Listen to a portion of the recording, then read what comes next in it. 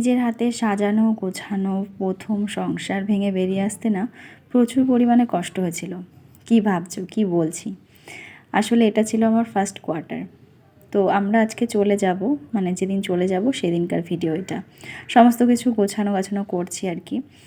তো সেইটুকু ভিডিও করে রেখেছিলাম, গ্যালারিতে দেখছিলাম ছিল, তো ভাবলাম শেয়ারই করে দিই, কেননা কখনো কখনো না ভিডিও ডিলিট করে ফেলি, তো সেই জন্য। তো এটা হচ্ছে কিচেন রুম, সমস্তগুলোই সব ফাঁকা, মানে আমাদের আগের দিনই মালপত্র সব চলে গেছে। তো আজকে কেবল একটু ঝাড়ু টাড়ু পোছা টোছা মেরে তারপরে হচ্ছে আমরা বেরোবো।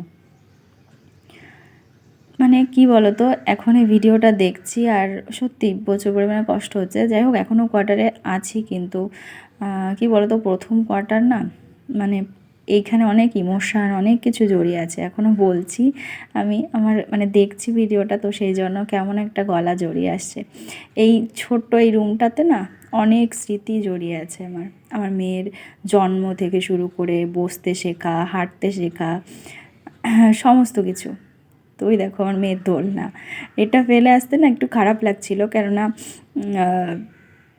মানে ছোটোবেলার কোনো জিনিসই ফেলিনি আমি, তো এইটা একটু ফেলে আসতে, আর সমস্ত জিনিস তো নিয়ে আসা সম্ভব না, কিছু ফেলে রেখে দিয়ে এসেছিলাম, তো সেগুলোর জন্য খারাপ লাগছে না, কিন্তু এই দোলনাটার জন্য একটু খারাপ লাগছে। যাই হোক, এইটার মানে এই জায়গাটার প্রতি আমার প্রচুর পরিমাণ ইমোশন কাজ করে, কেন কি এটা আমার মেয়ের জন্মস্থান, আর এখান থেকেই ওর বেড়ে ওঠা আর কি।